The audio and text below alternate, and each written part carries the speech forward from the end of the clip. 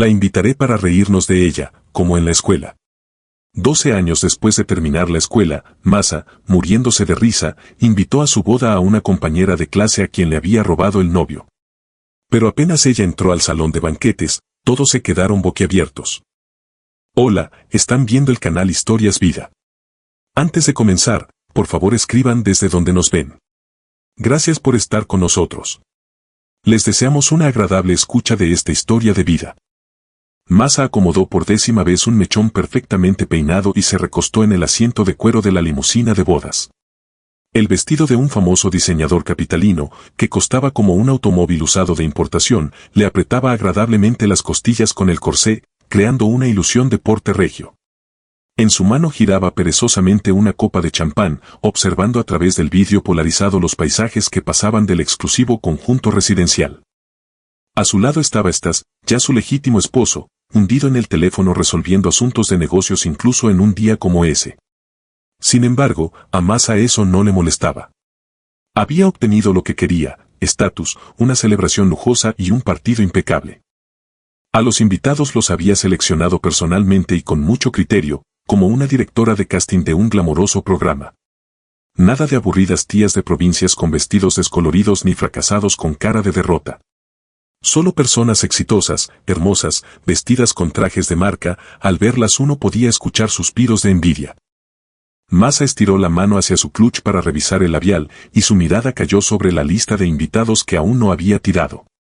Entre los apellidos grabados en dorado sobre el cartón grueso, se había colado uno, Svetlana Kovaliova. Las comisuras de los labios de Masa se curvaron en una sonrisa depredadora. Recordó cómo, en un ataque de aburrimiento y con ganas de emociones fuertes, había estado revisando viejos contactos en las redes sociales. Había encontrado el perfil sin foto de perfil, con un apodo tonto y escasa información sobre un trabajo en alguna clínica municipal. Sveta la ratona. El ratoncito gris que siempre se sentaba en la primera fila con el libro de biología, envuelto en tontos suéteres de franela, mientras Masa brillaba con sus minifaldas de moda. Levantó la vista del teléfono y miró a su esposa con leve perplejidad.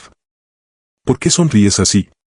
Se suponía que ibas a llorar durante el registro, y ahora brillas como un samovar recién pulido, bufó él, guardando el teléfono en el bolsillo de su costoso saco.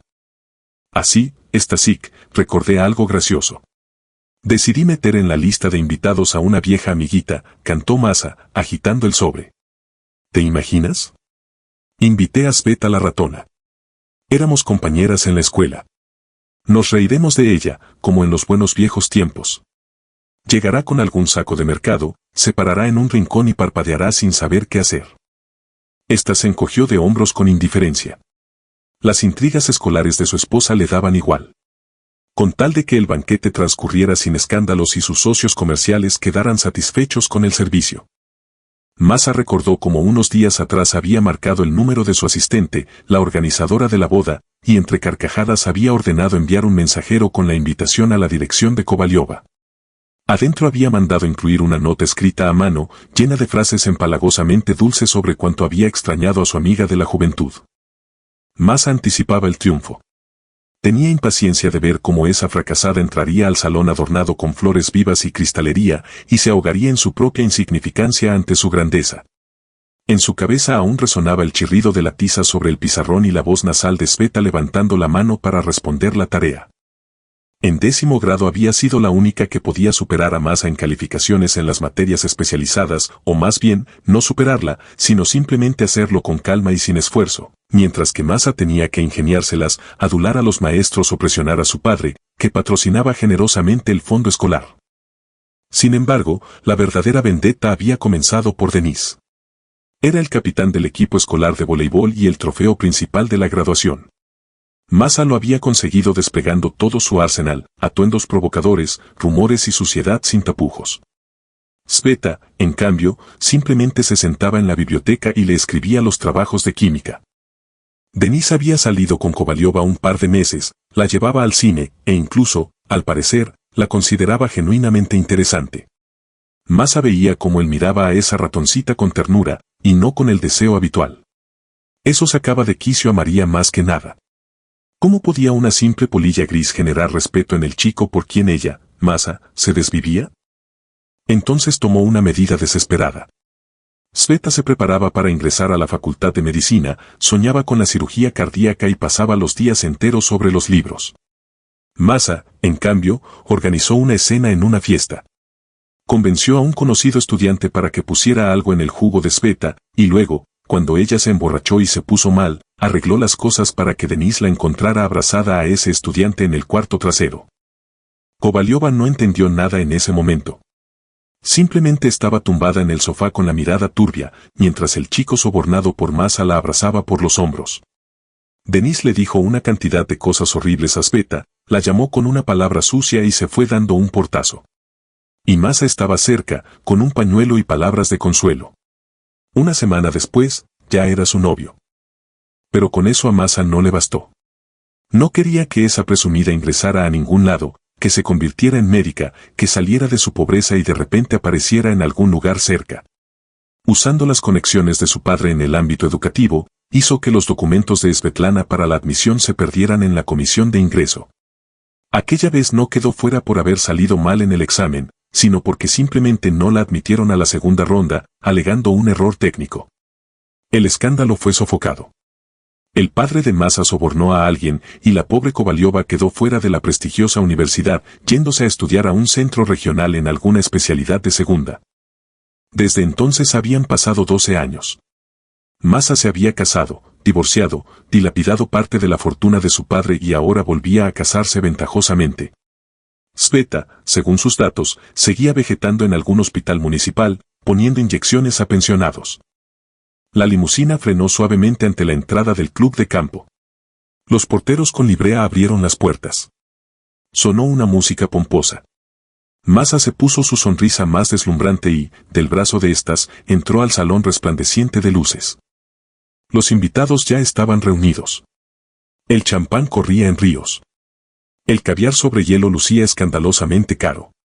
Masa revoloteaba de mesa en mesa, recibiendo felicitaciones. Captaba las miradas de admiración de sus amigas, veía cómo estiraban nerviosas sus vestidos de alta costura intentando no quedar en desventaja ante la novia.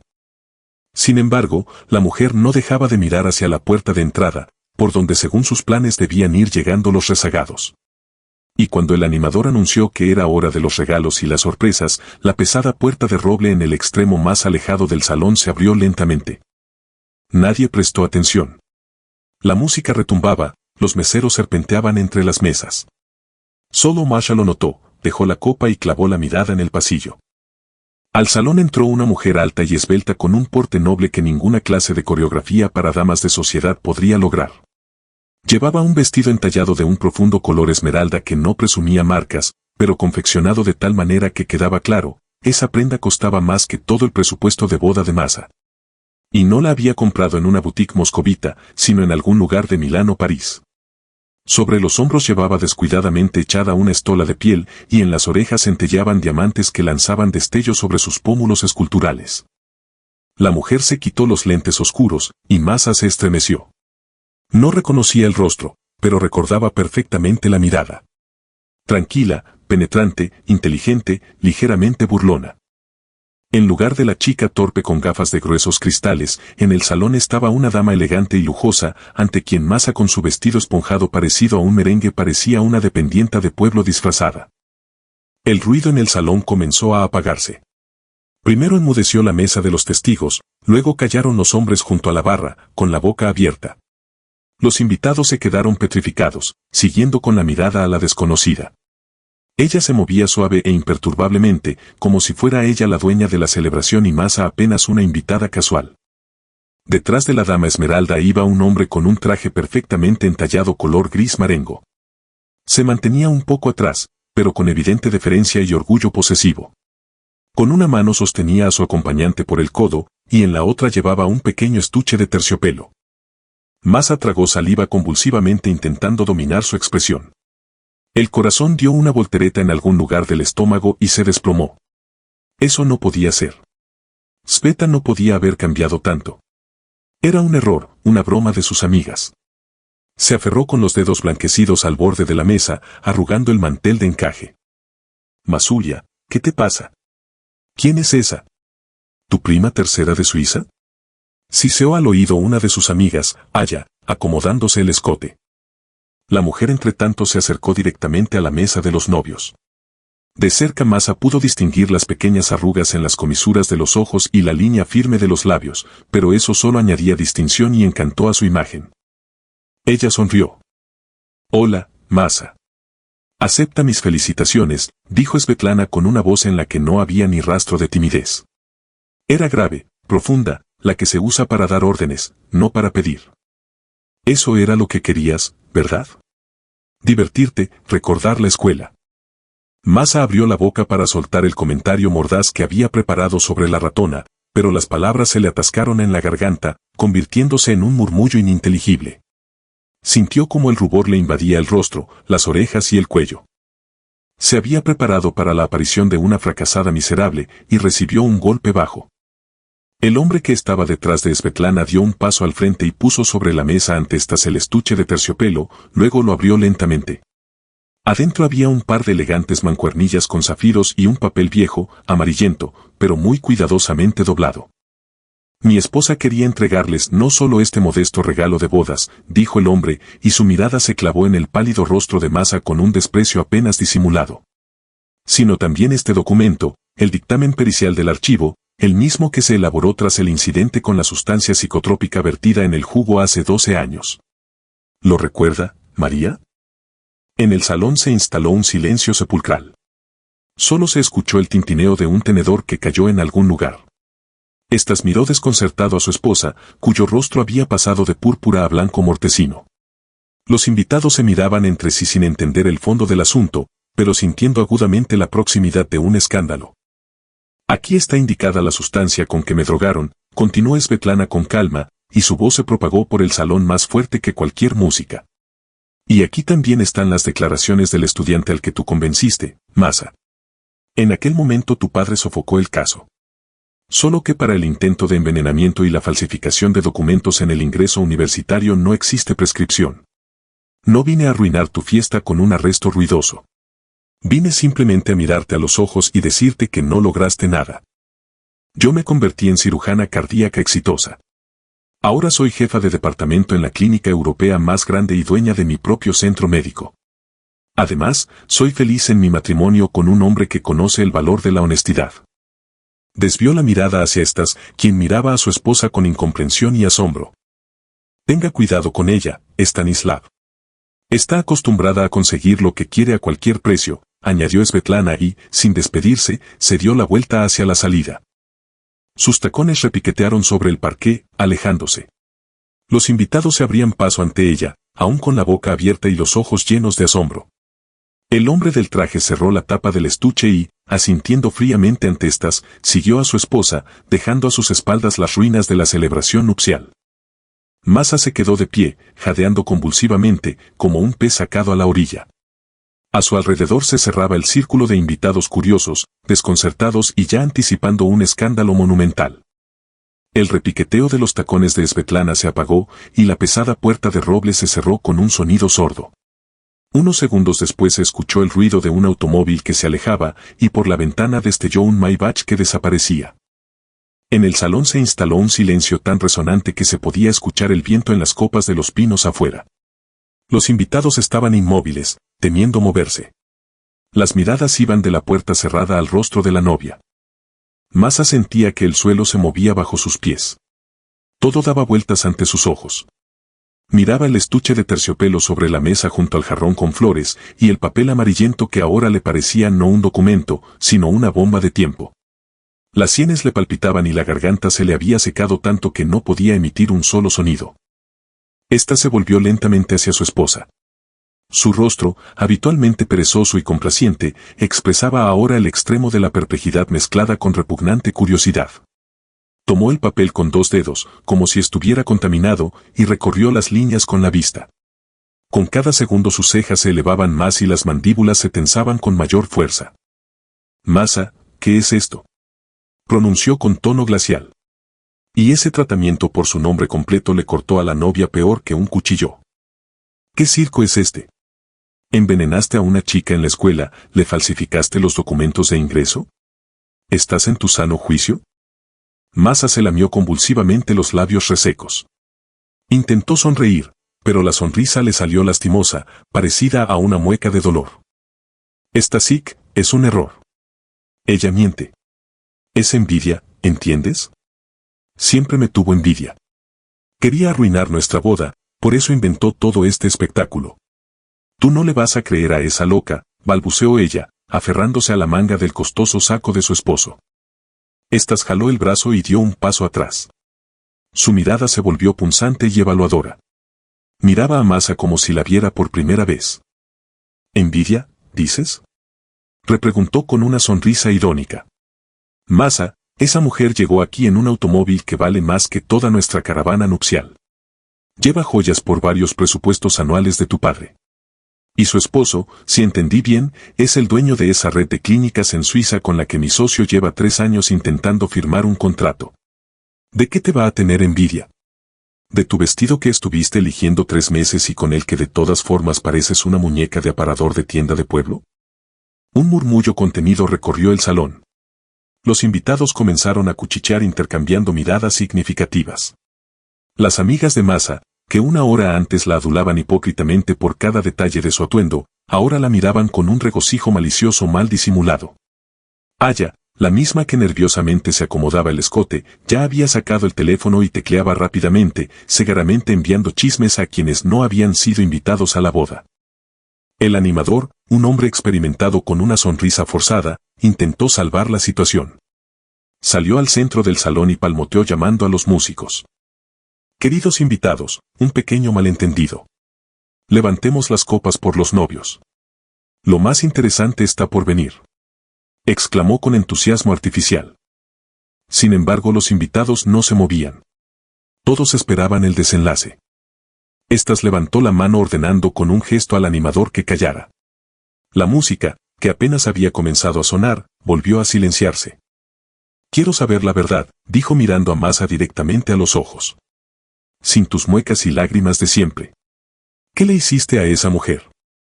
Masa sintió que todo se contraía en un nudo apretado por dentro. Estaba acorralada. Todos miraban y esperaban respuestas de ella. Su plan perfecto, su día de triunfo se había convertido en una pesadilla. Abrió la boca para mentir de nuevo, pero no pudo sacar ni una palabra. La mujer vio su reflejo en la pared de espejos del salón, despeinada, con el rímel corrido bajo los ojos y los labios temblando. Fue hace mucho tiempo, susurró ella bajando los ojos. Era una chica tonta. Solo quería que Denise estuviera conmigo, y ella estaba en el camino. No pensé que era tan serio. Solo fue una broma. Solo fue una broma. Esta soltó una carcajada seca. Le pusiste algo en la bebida, destruiste su reputación, le quitaste la oportunidad de una educación digna, ¿y ahora lo llamas una broma? ¿Acaso entiendes que eres una delincuente, que si ella presenta una denuncia yo tendré problemas? Tomó la copa de la mesa y la apuró de un trago. Tu padre, entiendo, ayudó a sofocarlo todo, continuó sin esperar respuesta. Entonces así están construidos los principios de tu maravillosa familia. Falsificaciones, sobornos, destrucción de los que estorban. Simplemente magnífico. En ese momento se acercó a la mesa el padre de Masa, un hombre corpulento de cara colorada y mirada pesada. Había escuchado las últimas palabras de estas y ahora taladraba al yerno con una mirada de descontento. Stanislav, deja la histeria, dijo entre dientes. Lo que fue en la escuela ya pasó. No se sabe qué tonterías hacen los niños. Ahora tenemos una fiesta. La gente mira. Estás poniendo a mi hija en una situación incómoda. ¿Yo la pongo? Estalló estas. Su hija nos puso a todos en una situación de la que saldremos durante años. ¿Sabe usted quién es el esposo de esa Svetlana? Es Víctor Albertovich Zaleski. El hombre que controla el 15% del mercado de medicina privada en Europa. Yo soñaba años con conocerlo, y ahora él me conoce como el esposo de una delincuente. El padre de Masa se puso aún más colorado. Dirigió una mirada pesada a su hija. Masa, ¿y para qué la invitaste a la boda? ¿Para burlarte de ella? La novia guardó silencio con la cabeza gacha. Sus hombros temblaban por los sollozos silenciosos. Entendía que su padre tenía razón. Había perdido en todos los frentes. En ese momento su teléfono, que estaba sobre la mesa, vibró. Masa miró mecánicamente la pantalla. Era un mensaje en la red social. Remitente, Svetlana Kovaliova. Masa abrió el mensaje con los dedos temblorosos. Solo había unas pocas líneas. No voy a presentar ninguna denuncia. No porque te haya perdonado. Simplemente ya estás castigada. Vivirás con esta vergüenza y cada día recordarás que tu victoria era una falsificación. Y yo sigo adelante. Adiós, Masa. Masa releyó el mensaje varias veces. No sabía qué sentía, alivio de que no se abriera un proceso penal, o un ardiente agravio de que le hubieran arrojado una limosna como a una mendiga. Las lágrimas se secaron. Por dentro se formó un vacío. Se levantó, alisó el arrugado vestido y se dirigió lentamente hacia la salida. Los padres le gritaban algo a sus espaldas, pero ella no escuchaba. Necesitaba salir de allí, esconderse, desaparecer. Al salir recogió maquinalmente de la percha un chal que alguien había olvidado. Saliendo al porche del club de campo, vio cómo los últimos invitados se acomodaban en los automóviles y se marchaban. Nadie se volvió ni se acercó a despedirse. Se quedó sola. Masa rodeó el edificio, se sentó en un banco junto a la pared y se quedó mirando el cielo oscuro. Las estrellas titilaban fría e indiferentemente. Recordó a Sveta, como era en la escuela. Una chica tranquila, buena, inteligente, que no le hacía mal a nadie. Y Masa le había destruido la vida simplemente porque podía, porque quería sentir su superioridad. Ahora los papeles habían cambiado.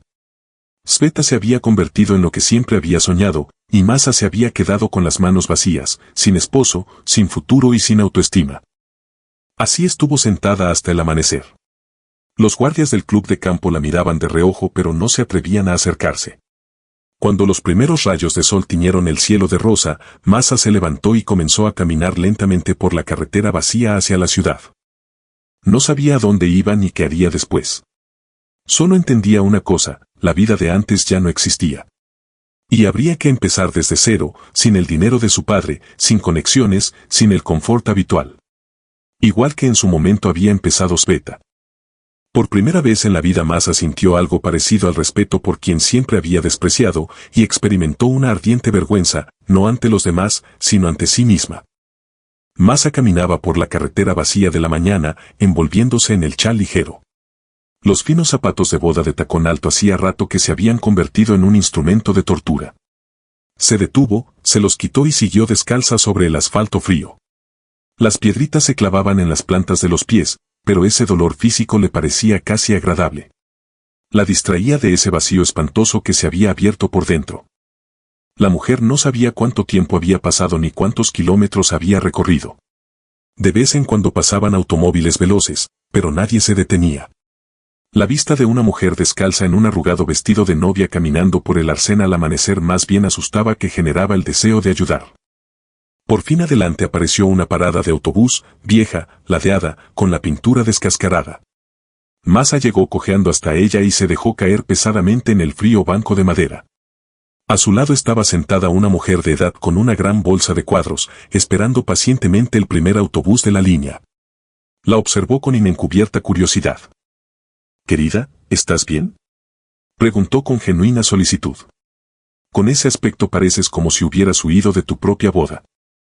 Masa sonrió amargamente mirando sus pies desnudos y sucios. «Casi acertó», respondió con una voz ronca y quebrada por las lágrimas. «Más bien, me echaron de ella».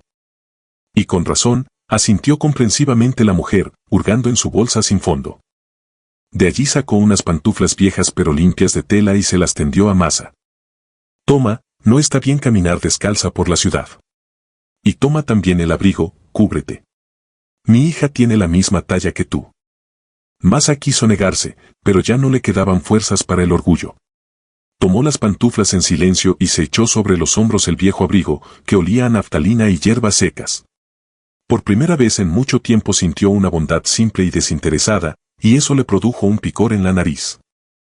Llegó el autobús, viejo y traqueteante. Masa subió y se sentó junto a la ventana. Iba hacia el centro de la ciudad sin saber bien para qué.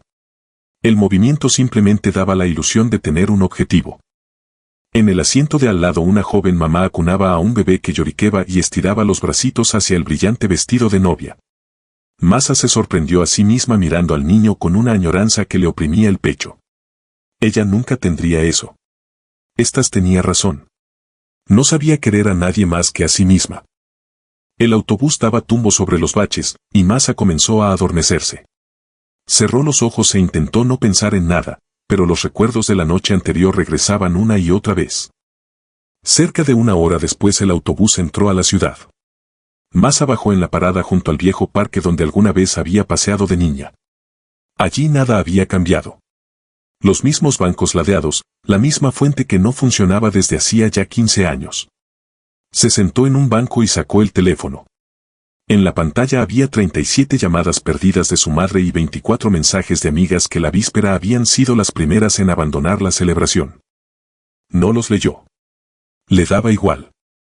Encontró en la agenda un número que había guardado por si acaso. Pertenecía a un detective privado cuyos servicios utilizaba su padre para resolver asuntos delicados. Masa estuvo largo rato mirando los números, y luego apretó el botón de llamada. «Aló, le escucho», sonó en el auricular una voz masculina seca. «Soy María Soboleva. Averigüe todo lo que pueda sobre Svetlana Kovaliova. Dónde vive, dónde trabaja, la dirección de su clínica. Todo lo que encuentre. Le transfiero el dinero en una hora», pronunció ella con voz inexpresiva. El detective hizo un sonido y respondió que lo haría de la mejor manera. Masa cortó la llamada y se recostó en el respaldo del banco. No sabía para qué quería esa información. Quizás quería ir a donde Svetlana y humillarse, suplicar el perdón. O tal vez en ella aún ardía la esperanza de encontrar algún compromiso y vengarse.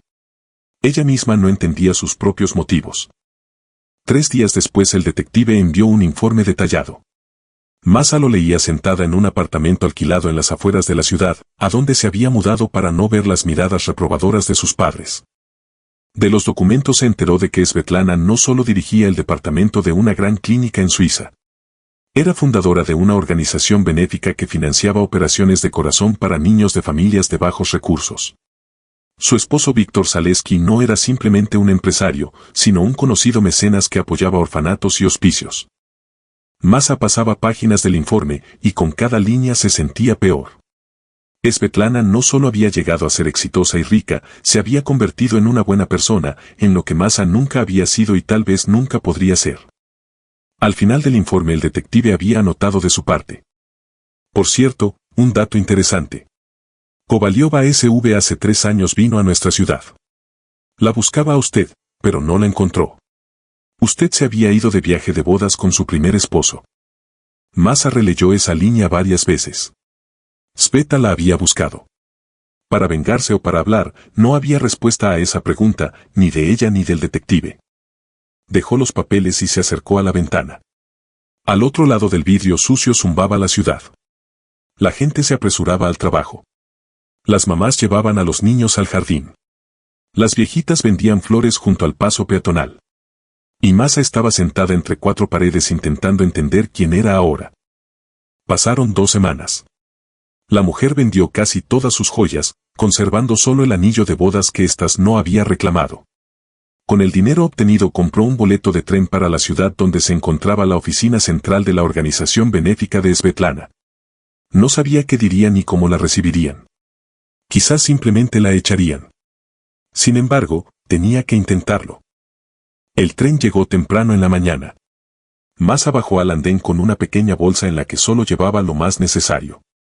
Contempló la desconocida estación e inhaló profundamente el fresco aire matutino. Llegó a la oficina de la fundación en taxi. Era un moderno edificio de vidrio con un cartel brillante, corazones buenos. Masa estuvo largo rato parada ante la entrada sin atreverse a entrar. El corazón le latía en algún lugar de la garganta y las palmas le sudaban a pesar del fresco matutino. Finalmente empujó la puerta de vidrio y entró al vestíbulo. Detrás del mostrador de recepción estaba sentada una chica agradable tecleando algo en la computadora. «Buenos días. Necesito ver a Svetlana Viktorovna Kovaliova», pronunció Masa, y su voz tembló. La chica levantó los ojos y sonrió cortésmente. «Svetlana Viktorovna está en cirugía ahora mismo. Solo estará disponible por la tarde. ¿Puedo agendarle una cita?». Masa asintió con la cabeza. Dio su nombre y se registró para las 6 de la tarde. Tenía todo el día para ordenar sus pensamientos. Deambuló por la ciudad desconocida, entraba a cafeterías, se sentaba en los parques. El tiempo transcurría agónicamente lento. La mujer repasaba en su cabeza cientos de variantes de conversación, pero todas le parecían lamentables e inconvincentes. A las 6 menos cuarto ya estaba de pie ante las puertas de la oficina. El corazón golpeaba enloquecido. Alisó el modesto vestido gris que había comprado el día anterior en lugar de sus habituales atuendos de marca, y entró. La secretaria la condujo a un despacho en el segundo piso. Masa se sentó en el sillón para visitas y se puso a esperar. En las paredes había fotografías de niños felices a quienes la fundación había ayudado con las operaciones. Entre ellos había muchos pequeños con apellidos rusos. La puerta se abrió. Entró Svetlana.